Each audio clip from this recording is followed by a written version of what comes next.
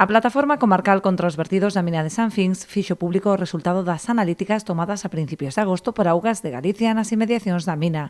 Conclúen que as augas abaixo das balsas da mina presentan niveis de cadmio que superan 78 veces o valor máximo legal permitido.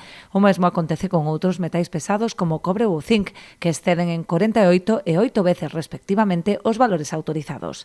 En contraste con estes datos, as mostras tomadas en augas arriba das balsas atópanse en valores normais, o que evidencia, din, que a contaminación se produce polos vertidos ilegais.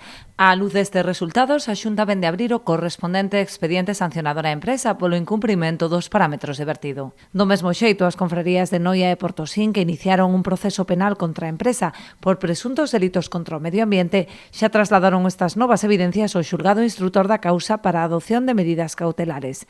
En paralelo ao procedemento penal, están en curso outras causas xudiciais contra a autorización dos vertidos outorgada o pasado mes de febreiro.